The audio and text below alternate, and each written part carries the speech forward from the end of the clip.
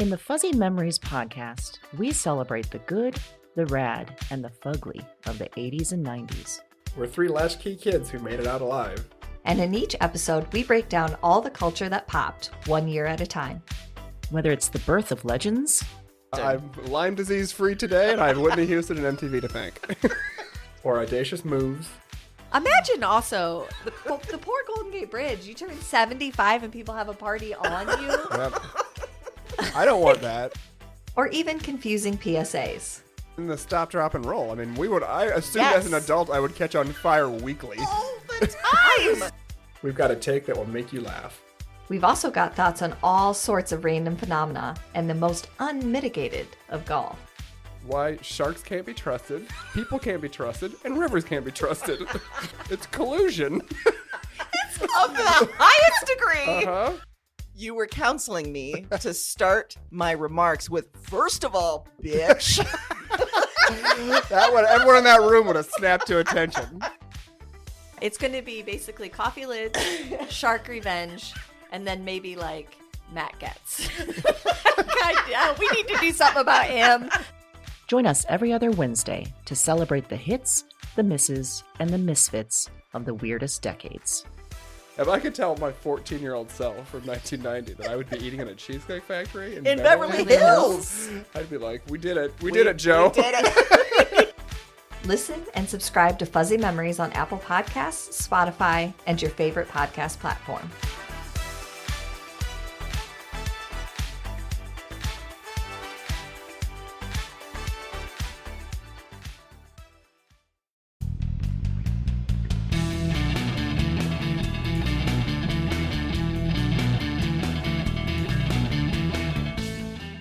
Hello and welcome to Broads and Books. I'm Amy.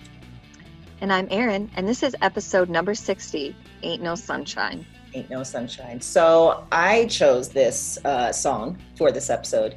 2 reasons. One, the illustrious Bill Withers has left us. And Yes. he's the singer of this song, which is a terrific Mhm. song. But 2, it occurred to me that we haven't really talked about breakups or heartbreak in that sense before this. And I had to ask you, Erin, if that was true. I had to look through our past episodes Mhm. because it seems weird that we haven't. And Yeah. also because I have quarantine brain. But Right, yeah, 100%. And I said that I don't think we had. We very well may have, because I have quarantine brain too. But I don't think so. So if you, eagle-eared listeners have heard that we have done this, just go with this. We're repeating ground. It's fine. yeah, The quarantine world. Deal with it. it's fine. And guess what? It's still new content. So even if we've talked about it before, it's going to be new and fun. So what are you complaining about? Come Again, on. we're in quarantine and we're attacking our listeners within 2 minutes of starting. I just want to apologize, listeners. We're I feeling don't. we're feeling a little antsy, feeling a little ready to come in hot. Little froggy. Erin's making a real good face via Zoom that Mhm. sort of exemplifies quarantine, which is, Mhm. I don't like it.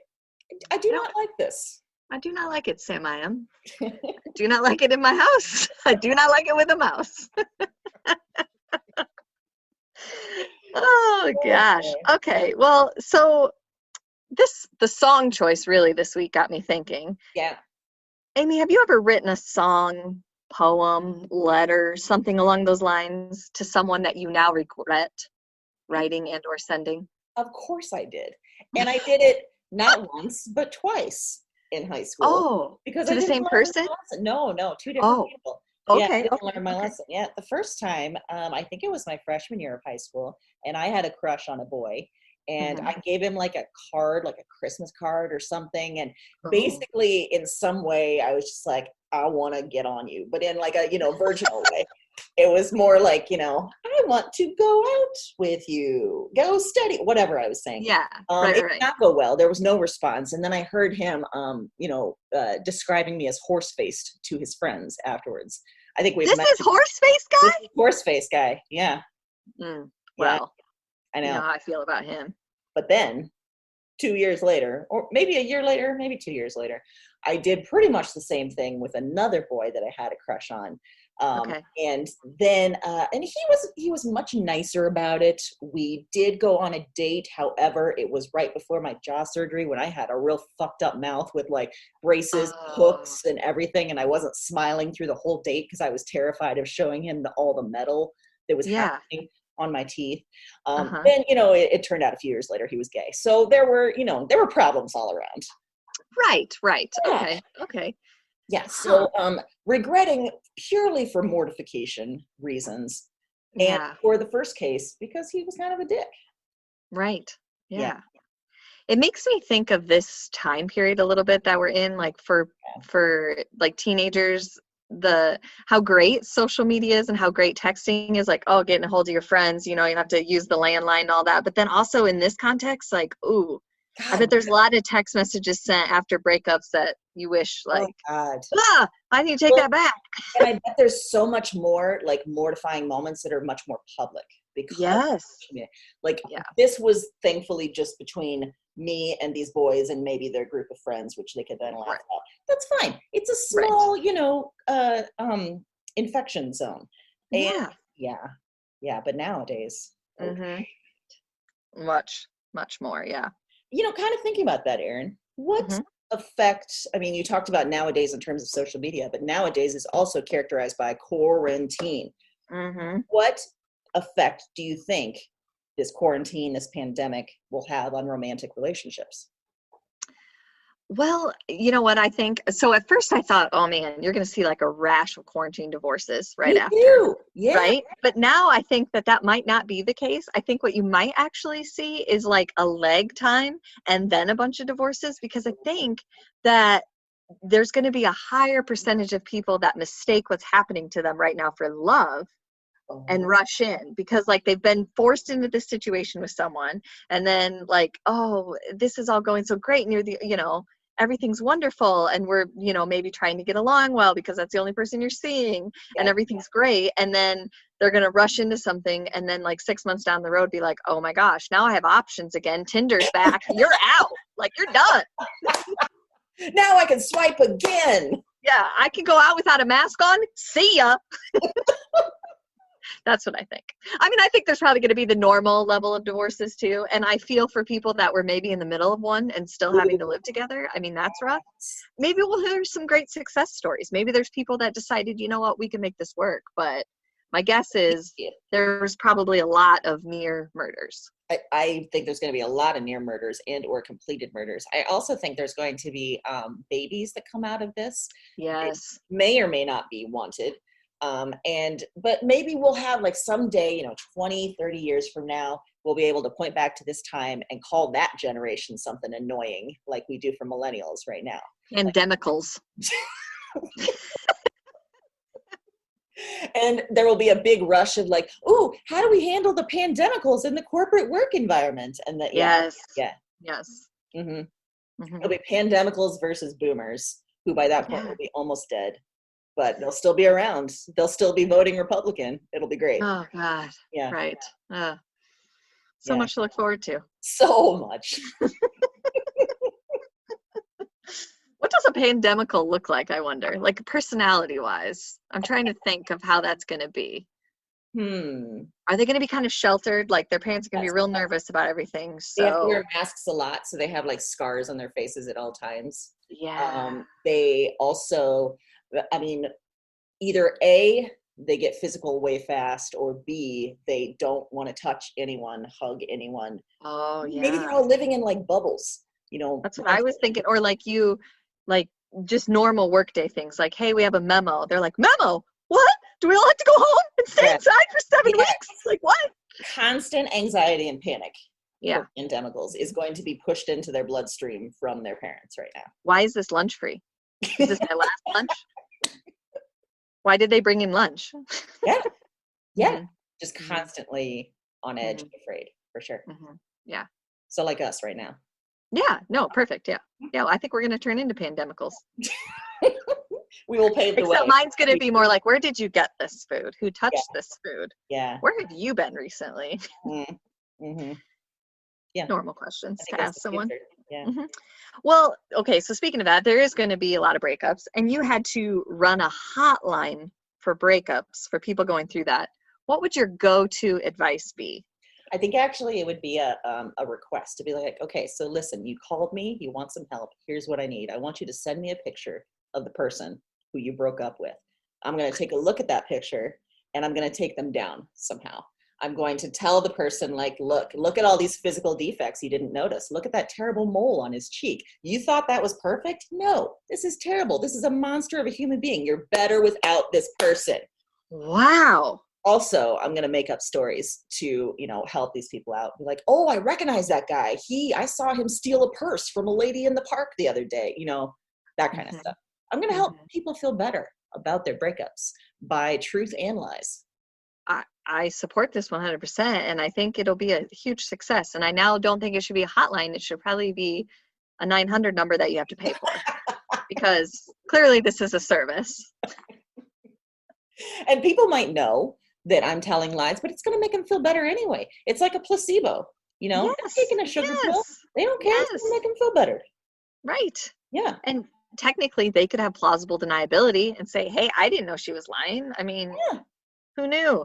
Yeah. I'd be like, look at this guy. He definitely is one that's going to commit insider fraud. So you have made a wise choice. Well done, you getting out of that. Oh, I'm here on the FBI's website. Oh, he's under investigation. Huh. Yeah. Good call, I think. Yeah. Well, so Erin, the song that we chose this week, the full, line is "Ain't no sunshine." Oh, good Lord, let me try that again. Ain't no sunshine when she's gone. So it's putting a lot of responsibility on this person that he is in love with. That person is the sunshine in his life, apparently. Yeah. If someone wrote you this song, would you be flattered or horrified? So my first gut reaction was horrified, but here's what I think. I think it depends on the person that wrote it, because you have to more understand their intent, because that line, "Ain't no sunshine when she's gone," says that he's intending this for an audience. Like, hey, I'm letting everyone know that my life is terrible without her. So that's weird behavior. Why are you telling everyone? It is weird behavior. It's putting on a show. Like, look how much I love this person. Yeah. So I don't like that. But then there's another part where he does say, when you're gone, like he makes it, okay, so maybe legitimately you're trying to, express yourself through song. I can get on board with that. But in context of our relationship, like if we had a good relationship and it went sour for whatever reason, then okay, maybe I can get on board with this song and be a little flattered. If we didn't, and I was constantly asking you to step off my front porch and I had some kind of restraining order, I'm horrified by this song. Yeah. Or how about someone writes this 2 weeks into your relationship? Then I'm horrified. Me too. Yeah. That's just too much, too fast, too far. That's a red flag. Yeah. And it also makes me think of a discussion we had recently and that we've had in the past on the show about kind of getting tricked. Like women in particular are sold this idea that if a guy's this over the top or very emotive and very expressive and very attentive, sometimes we mistake that for love or like that's what we want, when actually sometimes those are signs of a stalker. For sure. / psycho. / manipulator. / abuser. Yes. Yes. So you have to be careful. When you get older, and when you're younger, you don't necessarily have the language for that. You don't really understand that. So maybe there's some, 23-year-old that would like this guy writing this to her after 2 weeks. But that, honey, I'm going to tell you to run far away. I think there's another caveat here. If this is Bill Withers and he's making money off this song and he's as popular as he is, and then people find out about me, not bothered at all. Cool. I'm the, I'm the inspiration for that song. If it's just like a random cassette I get in the mail that some guy recorded on his boombox, okay, different feeling, Man, for sure. Yeah, you're right. Yeah. I mean, I want to be a fame whore, but I'm going to be in this situation. That's okay. I think fame whore is a fully, acceptable explanation for this. Yeah. Good. Yeah. Wow.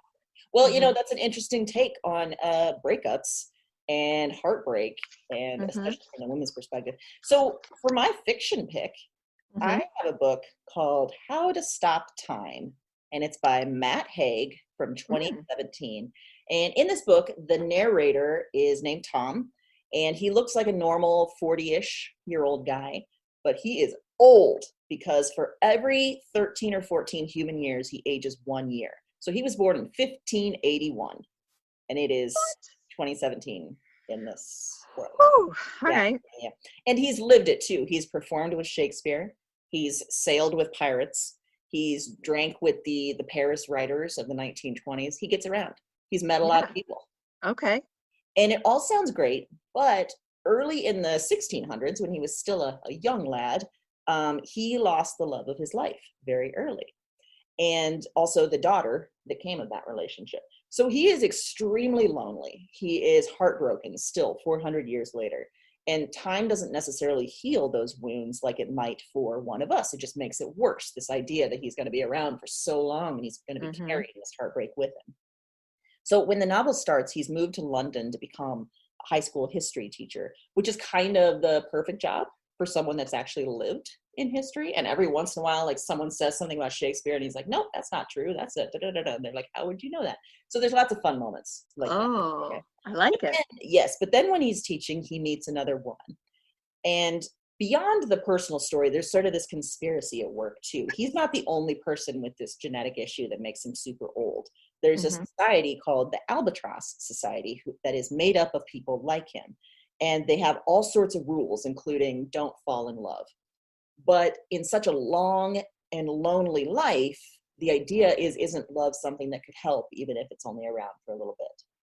So I chose it for this theme because, you know, heartbreak is a crucial part of this guy's life. And in fact, it might be even the cornerstone around which he has become a human being and become this older guy.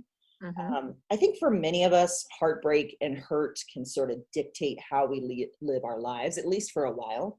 But for him, he sort of takes it to extremes because his life is so long and because he's had such time to think about it. So the question that, you know, is love worth it? Is it heartbreak, or is it the time you had together that matters? And I think this is a super clever idea that enables the author, Matt Haig, to really talk about that, to talk about, you know, whether heartbreak is worth it in the long run. And I will advise that you will feel some emotions and just, you know, just let it happen. Okay. I never heard of that book. It sounds great. What a cool concept. Yes, very cool concept. And that's what kind of pulled me in. I didn't really know or expect the sort of love and heartbreak angle as touching as it was, but it is. Oh. Yeah. Well, so the fiction book I picked this week is called Dear Edward by Anne Napolitano. And this was published in January of 2020, so it was fairly recent. And I picked it for this theme because it has some traditional heartbreak, but it has kind of another form of the heartbreak or heartache, which is like family breaking up or friendships breaking up. And so at the beginning of the book, we meet the Adlers. Edward is 12, and his mom and dad and his older brother, who's 15, are moving from New York to LA.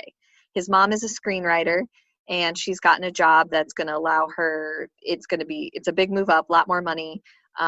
His dad is a really highly respected mathematician. He was a professor. He homeschools the kids because he's like so smart and he wants them to get a certain kind of education.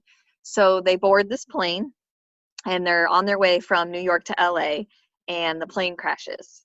And Edward is the 12-year-old is the only survivor in the whole plane crash. Yeah, 180 other people. And so his aunt and uncle who live outside of New York take him in. Obviously, he has no other family. And so from there, we are watching him kind of figure out how he lives in this new reality and what he does with this information.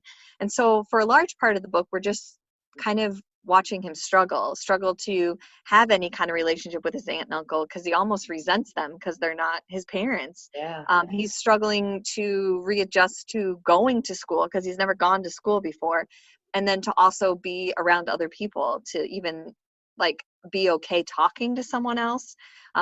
And he has some physical ailments he's working through from the plane crash, but then on top of that, he's also like a national sensation because he was the only survivor. His aunt and uncle have had to really protect him from Oh my God.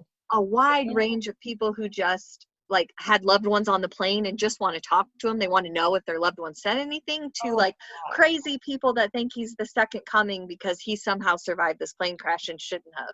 So his aunt and uncle protect him from this for a long time. And then he discovers that there's this kind of other world out there of all these people. And so he tries to figure out what he is going to do with that information. Like, does he have some responsibility to help these other people through? Like, is that his purpose in life now? While he's struggling with his own deep, deep heartbreak. He and his brother were very close. He feels that loss a lot.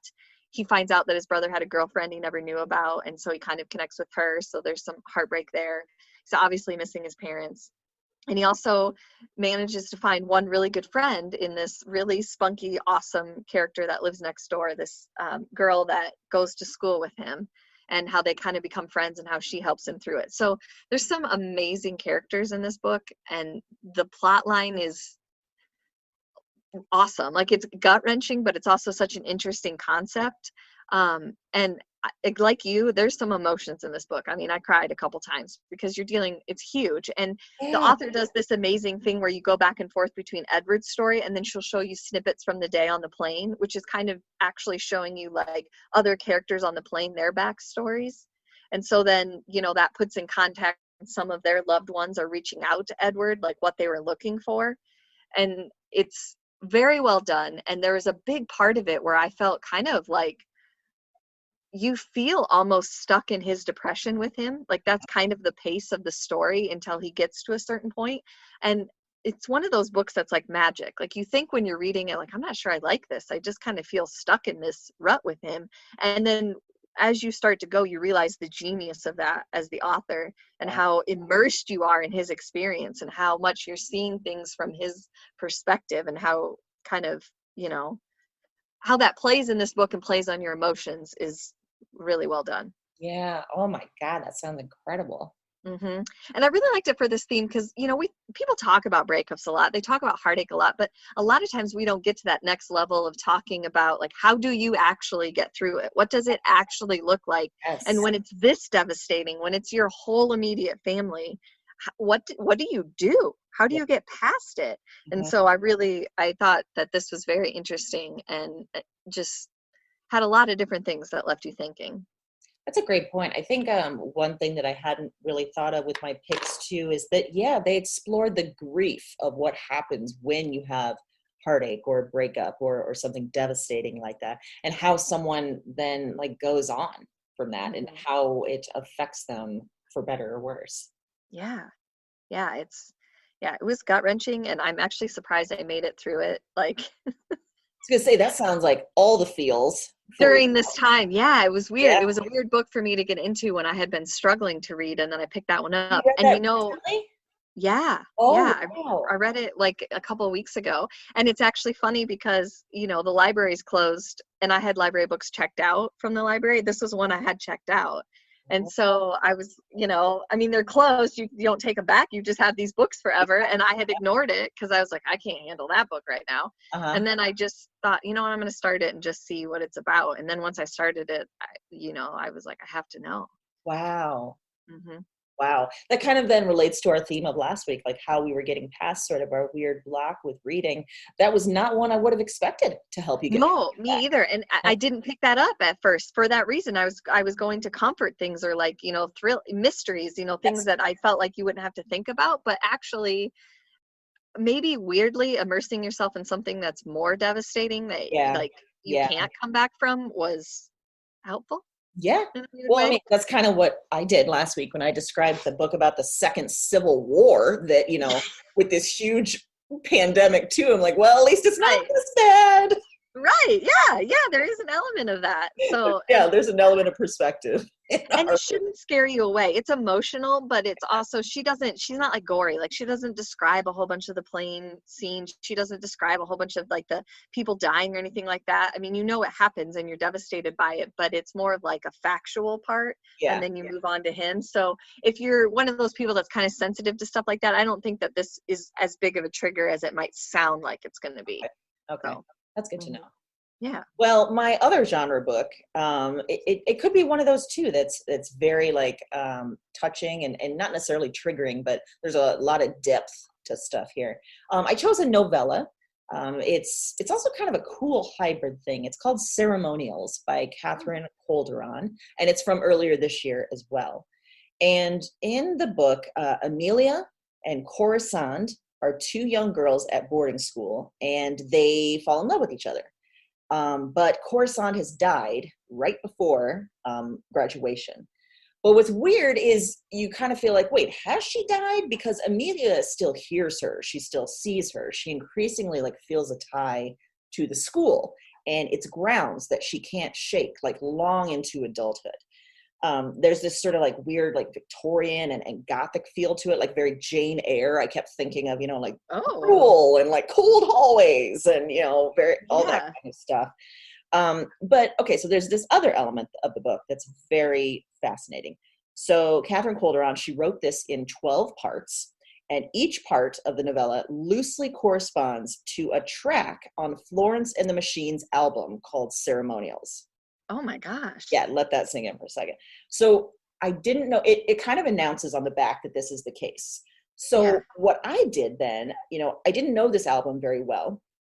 Catherine obviously does. Like it's obviously one of those albums that she loves so much that it sort of seeped into her, Mm-hmm. But what I did is I looked up the lyrics to each song and kind of listened to it and read each chapter in combination with that. And I don't know if that's what she meant readers to do. I mean, it could be just something that was in the back of her mind with each chapter, but that's the way I did it. And it felt like this really cool puzzle and conversation with the music at the same time.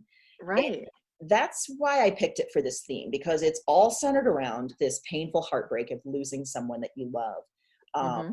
And it's sort of this coming of age story and what seems like a very anti-female kind of time. It's this super erotic story. There's lust and love and obsession. But it's also this sort of exploration of grief too, and what the sort of like the surreal way that you go on living after something devastating has happened to you, whether that's dying, whether that's just a breakup, whether it's heartbreak of some kind. Right. What I liked is that, I said this is a novella, but in some ways it kind of feels like poetry. It feels like this very like hybrid kind of thing.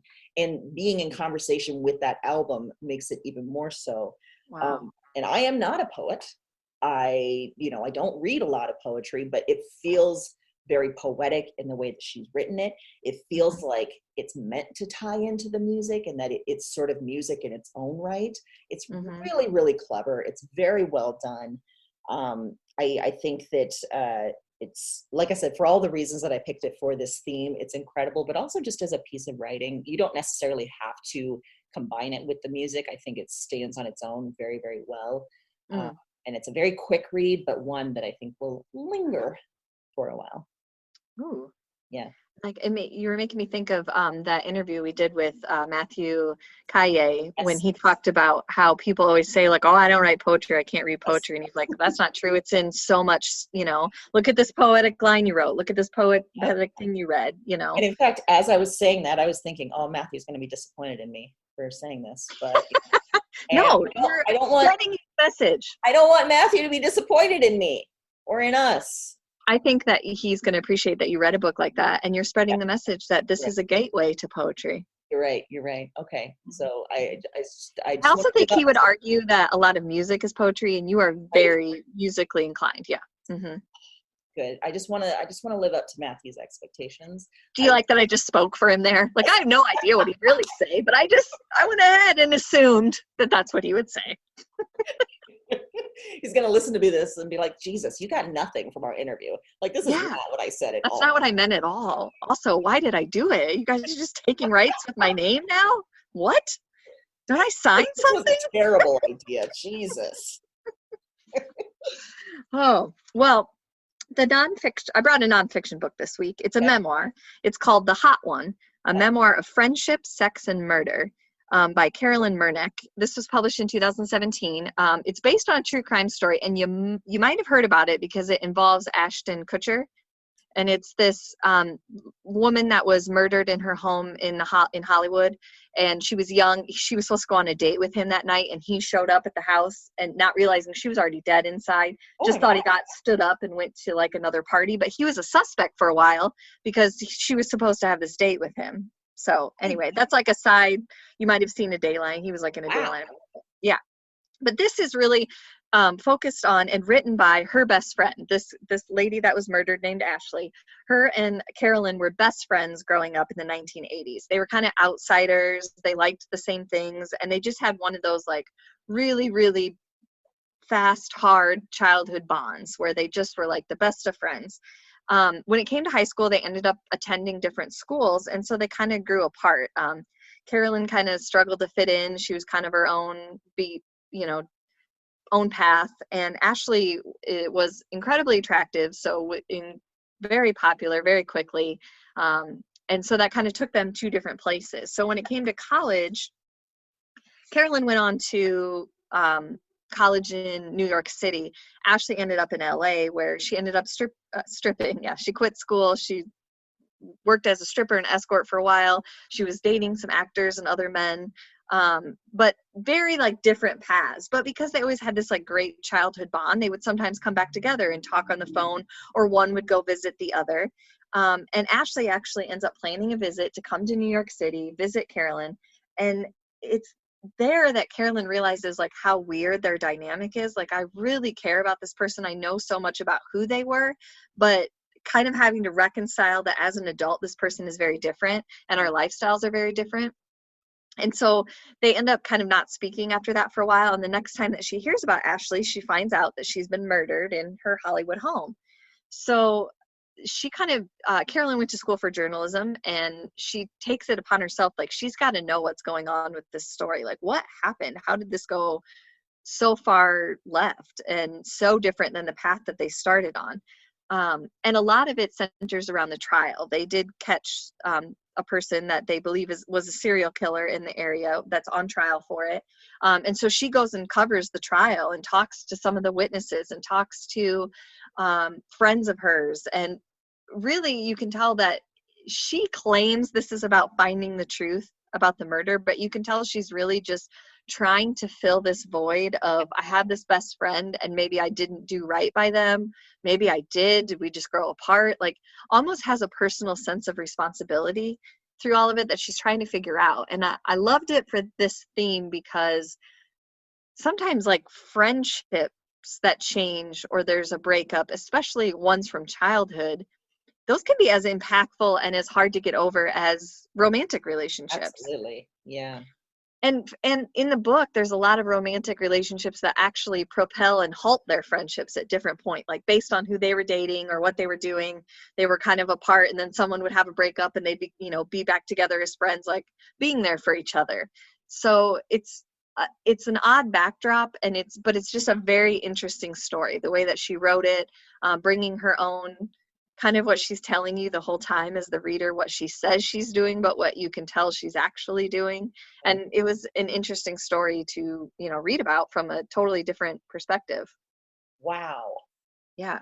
A lot there. And I think you're right that maybe some of our friendships, especially when we're young, they feel so important at the time that when they either end abruptly or over time, that can be absolutely devastating too. Right. Yeah. It's weird. It's hard to like move past that. Even if you've changed or you recognize that there's a difference, it still feels, like a big void, a big, place to fill. So wow. Yeah, it was actually a really quick read, but it was really good. Very different. Did the guy, was he convicted? Yes, I believe so. I think that they might either still be in the sentencing. I think that there was some lingering part, at least when she wrote the book. But I do believe, now that he has been convicted, which is how they kind of figured out that he was probably a serial killer. I think that he was the super in her apartment. Like, it was like a fourplex thing, I think. Yeah. But what was weird is he was like super attractive. And so they had like a relationship. Oh. And so but they say that was kind of his MO. Like, that's how he got in, was like, oh, yeah. So, yeah. In that sense, the title kind of has a double meaning, the hot one. But yeah, I know. Now I just hate everyone. Yeah. Everything. Mostly men, but yeah. Yeah. It's rough. Okay. Yeah. Well, my pop culture is a little bit lighter. We're gonna go on a twist here. Okay. But still about heartbreak. It is called High Fidelity, and it is a show on Hulu. Oh, okay. that came out earlier this year. But I went right to the movie. Sorry. yes, I mean, this show is based in part on the movie from 2000 starring John Cusack, which I loved. I loved that movie. And that movie was itself based on a book by Nick Hornby. So it goes back for a while. I love the movie. I love that it captures like sort of music nerddom. I liked also that it featured Lisa Bonet, which is then a very interesting tie to the show now, because the main character is played by Zoe Kravitz, who is Lisa Bonet's daughter. Oh, wow. So this version, which was released on Hulu earlier this year, it's sort of a gender flipped version of the movie. And the way that it's not just a gender flip for no reason. It feels so important. It feels like right for this time. It feels terrific. So Zoe Kravitz is Rob. She's a record store owner who is still struggling with a heartbreak of about a year ago when she split up from her fiance. Now, Rob is given to creating top 5 lists, like top 5 records for Monday morning and top 5 records that were a reinvention of the, singer, and top 5 heartbreaks. So she has this list in her head of the top 5 heartbreaks, and tormented after this breakup with the idea that she's always going to be alone, that she's never like going to find, lasting love, that something is wrong with her. She decides to start reaching out to each of the people on this top 5 heartbreak list and discover why they didn't work. So I loved the show. I loved how they changed the dynamics to reflect a woman at the helm of it. I loved how the show thinks about heartbreak as maybe not the end of the story, but maybe as the beginning of another story. And I loved Zoe Kravitz. Like before this, I hadn't really thought of her much. She's in Big Little Lies, but maybe the character she was playing, I was just kind of like, I don't really like her. I don't like this. She's phenomenal in this show. It made me think of her in a totally different way. Really love her. I love the music, of course, and her character is a huge David Bowie fan. So, I mean, well, you're all in then. That was gonna pull me in. Also, there's an excellent Spotify playlist from the show where someone had put the time in to bring all the songs together from the show into this massive playlist. It's phenomenal. Listen to this multiple times. There's a lot of like tie-ins to the movie that if you've seen the movie a lot of times like I have, you'll instantly recognize them, and they're super fun. Like musical tie-ins, like scene tie-ins, there's all sorts of stuff. Oh, cool. So I think it's an excellent and easy binge right now, and it deals with heartbreak, but at the same time it's still very like kind of optimistic. It's I think it's kind of a perfect for right now. I love that. Yeah. Wow. Okay, so I brought a series as well, a TV or a series. It's on Amazon. I wouldn't say it's light. Some of them are, but it's called Modern Love. And so if you've heard of that before, it's the New York Times weekly column. There's a column called Modern Love where it takes entries from people talking kind of about their love stories, whatever those look like. And so they turned some of those entries into episodes. So it's one season, 8 episodes, exploring like all kinds of relationships and like every level of success and failure. So there's funny ones, it's weird in some places, but it was amazing all the way through. I mean, every story you get gripped into and you're rooting for these people, rooting against the people, or you have feelings about the characters. So they did a great job of really, getting the audience into it right away. One of them that sticks out that you've probably seen advertised is Tina Fey is in one, in a marriage relationship, and that kind of their struggle. They're going to a marriage counselor. My favorite one involves a couple, Tobin and Andy, who are matched with an expecting mother named Carla by an open adoption agency. So that means that they're going to adopt her child, but that she gets to have some role, like she can still see the child or be as involved as kind of she wants to. But the couple is a little thrown off because Carla is both like nomadic and homeless. And so she is not really committing to like where she's going to live, or she recognizes that she's not probably the best parent. Like she needs to give this child up, but she also is kind of has all these out there ideas that seem crazy. But then when they get to start to get to know her, they kind of understand where they come from, or maybe they're not as crazy as they thought. So after the first 2 trimesters of her pregnancy, she ends up moving in with them in New York into their place. And right away, Tobin is like totally put off. He's like, I can't handle this. He's having fights with her all the time. Whereas Andy is being much more like accommodating and trying to understand where she's coming from. And so it's as much about this, married couple that's going to have a baby, about their relationship, as it is each of the guys' separate relationships with Carla, and how they're working through that, and her relationship with this child that she's going to put in this situation. And they flash forward at the end and kind of show you where they all are years down the road in that particular episode. And it was so gratifying and satisfying. And I just loved that one so much. So I really like the whole series. I liked all 8 episodes. They're all different. They all bring different things to the table, but they were all worth it. Mm-hmm. And I think Mike and I watched it in like 2 days. It was super fast, but yeah, it was, I hope that they do more, because it was really fascinating. I mean, it challenges some things that you feel about successful relationships. But it also, kind of affirms things that you think. So great. You know who played that married couple and the one that you love? Andrew Scott and Brandon Kyle Goodman. Andrew Scott. Oh, isn't he Hot Priest? Yes. Oh, okay. Yep. He plays Tobin, the guy who's struggling with her being around. Yeah. Mm-hmm. Okay. Yeah, and that one, there's so much humor in that one, as much as there is just like really touching moments and really hard moments, and yeah, it's terrific. Wow. Well, sounds really good. I wasn't sure about that one. I liked it. Yeah. Okay. Yeah, I did. And if you were in one that you didn't really like, you could just go to the next one, because it doesn't carry characters over. So yeah, that's a good point. Yeah, it was great. I liked it. And for breakups, there's some breakups in there. There's some heartbreak. Oh, good. There's also some good. So a smattering of everything. Get the good and the bad, and you get the wait. Is that the Facts of Life song? It was. I was gonna do it. Good. Something. That's the Facts of Life. The Facts of Life. Wow. Okay. I really like you brought that full circle. I really did. Facts of Life. And I will make up facts of life about your breakup person if you pay me money.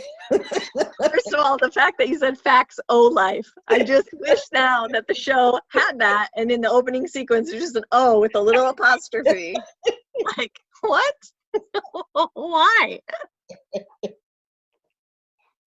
Yep, that's where I went. Mm-hmm. Wow. Well, here's another quarantine episode. Recorded via the interwebs. And you're far away and I can't touch you. Yeah. It's breaking my heart just a little bit. I tried to reach out and touch you and you couldn't even see my hand on the screen. I had to move it up to the camera. I was like, something's happening, but I don't know what she's trying to do. Oh my God, I'm so bad at Zoom.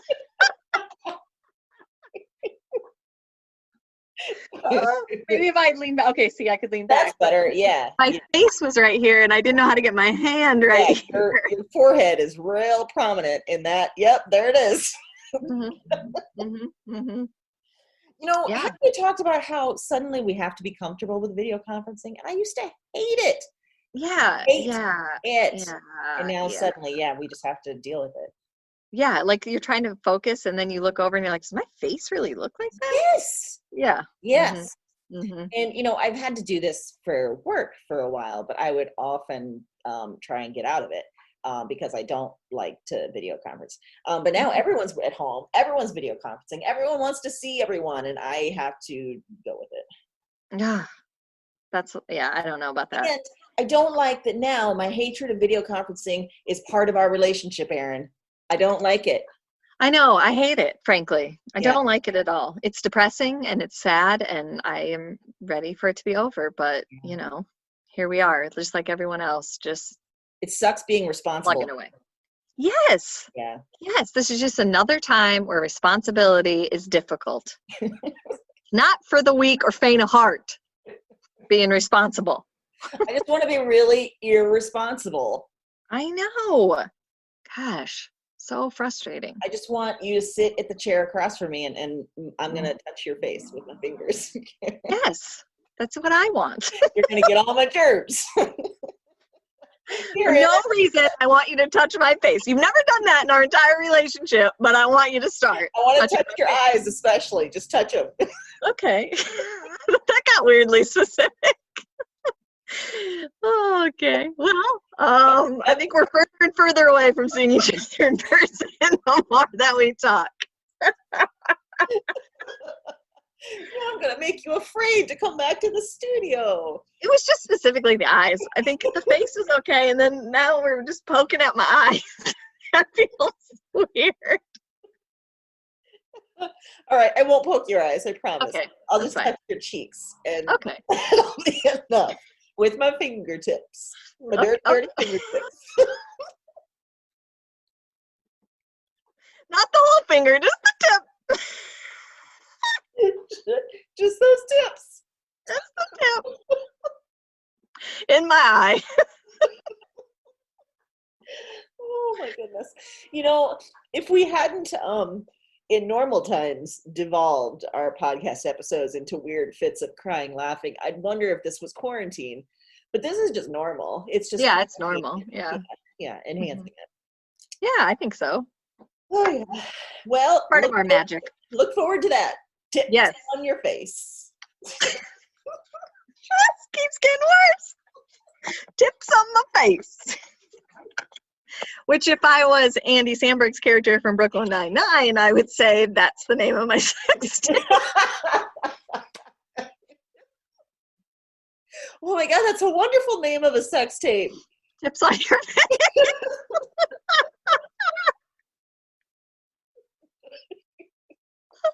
Wow, that's rough, but great. Yeah, that's real rough.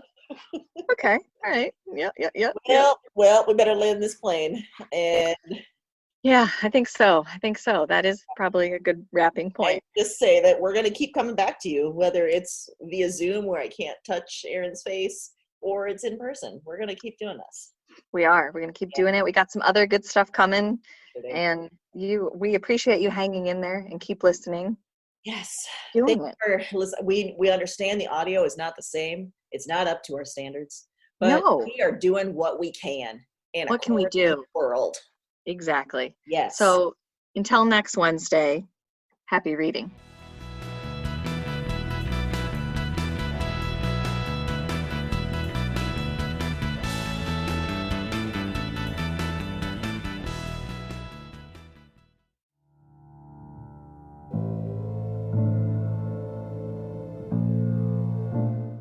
I'm up again. Same night, another dream. Before trying this recording thing, I didn't remember much of anything of these dreams. I didn't remember much from any of the women. And one night of doing this, and it's broken things open. The dreams they're in me, and they're coming out of me, and Talk to me. I am not broken. I am the most whole, most real. cause their despair. I wait for the word. Witch. Look at the mad woman in her cage. She was a woman with holes inside her. That was the heaviest factor, the final evidence, the heart of the issue. Somehow, you understand this. You hear me. Wherever you are, whatever this is, you... This isn't a dream journal anymore. It's not. It's just fact. Because now this is some sort of record. What are these dreams? Maybe there's a better question. Who are these women?